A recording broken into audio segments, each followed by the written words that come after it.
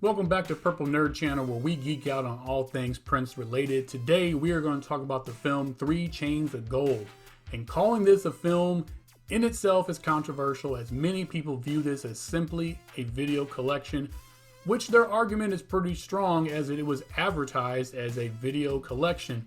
But sticking to the guideline that this is simply a collection of videos, many people complain that none of these videos are in their full version and all of them have been edited down. But if you look at it from the view of being a film, this is simply a musical, and those music videos were cut down just to what they needed to be as plot points to move this story along.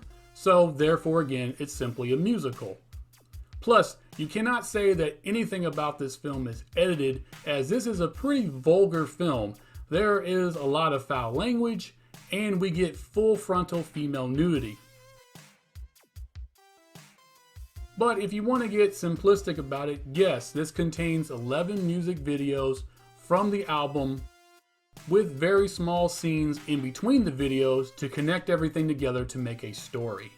And when it comes to the story, we have to go back to where the story began and was first told, and that was on the aforementioned album, which was released October 13th, 1992. Within this album, there is a very small plot line about Prince falling in love with the Princess of Cairo, who entrusts him with the 3 Chainz of Gold, some type of ancient relic that has mystical or mythological powers. They don't really get into details, but even within that storyline, there's another subplot of a reporter who's chasing Prince down because she has accusations that the princess that he has fallen in love with is actually only 16 years old. The story is further explored on the ABC TV special Act 1, which aired on December 18th, 1992. This is kind of like almost a first run of the film, as there are music videos mixed in with faux documentary footage about Prince and his relationship with the Princess of Cairo. A combination of these scenes and some short narrative scenes makes it play out as a rock opera. And to even expand this story further, Prince took this on the road with the tour Act 1 and Act 2, which ran from March 8th, 1993 to September 7th, 1993. 3 Chainz of Gold was released August 16th, 1994, the same exact day as he released the album Come, an album that declared that Prince was dead, as he was no longer going by the name Prince, but now as a symbol. The film further explores the storyline, primarily focusing on Prince's relationship with the Princess of Cairo, Mayte, played by newcomer to the MPG, Mayte Garcia. The film opens up with establishing shots of Prince and the MPG on tour, followed by establishing shots of Mayte in Cairo. We then cut to Mayte, who is getting into what looks like a swimming pool or a very elaborate bathhouse, when the girls that entered the room with her decide to be silly and get naked and do some skinny dipping. And yes, we're less than 3 minutes into this film and we have full frontal female nudity.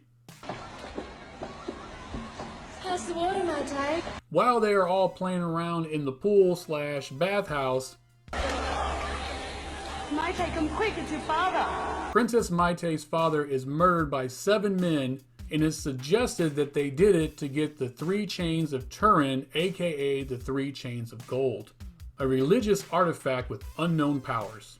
The princess then goes to a secret vault and grabs the chains and runs and flees to America. For reasons never explained, she feels that Prince is the one that she needs to give these chains to. She tracks him down at a video shoot and gives him a box containing not only the chains, but a VHS tape. You see this scene in the music video, My Name is Prince. Prince goes back to his hotel and watches the tape, and it's the actual real-life tape of Mayte competing as a belly dancer at a televised talent show. At the end of the video is a message from Mayte telling Prince that the chains were always meant to be his, and that they were in fact always meant to be together. They're all I have in this world, besides you. We then transition to what I guess we'll call a car party, as it's in a garage and there's a whole bunch of really exotic cars everywhere, and they go into the song Sexy MF, and sometime during the middle of the song, Prince goes ahead and finds him a lady and takes her back to his place. When they get there, he throws on Barbarella and they start fooling around. He's about ready to make his move, but he can't, as he can't get Mayte off his mind. At their next photo shoot, the princess just magically appears. This, of course, is seen in the video Love to the Nines. At the photo shoot, she formally introduces herself. The two start dating, and she decides to tell Prince about the assassination on her father and how he can never give up the chains. They must never find them. They must never find us. While they're dating, Prince is harassed by local reporter Vanessa Bartholomew, played by the late Kirstie Alley. Their love life eventually starts to kind of fade, and Prince goes back to his life on the road, which is a life of unfaithfulness and debauchery, which he actually gets tired of and finds himself missing Mayte and going back to her. Once they rekindle the relationship, he ends up setting a trap to get the men who assassinated her dad to come to this video shoot. He does this by advertising that the chains will be at the video shoot on display. Of course, the men take the bait, show up, and Prince's security kill the men. You can see these scenes in the video for 7. We then transition to a board meeting that Prince is having what I have to assume are record execs, and he's explaining to them that he has changed his name to the 3 Chains of Gold, becoming them himself. The film ends with him burying the hat that he wore in the video for My Name is Prince, followed by an epilogue that further explains about the name change. The mythology behind the actual 3 Chains of Gold is further explored in a comic book that was released shortly after the release of this film in 1994. The film was released on VHS and Laserdisc, and as of right now, no official release on DVD or Blu-ray has ever even been attempted.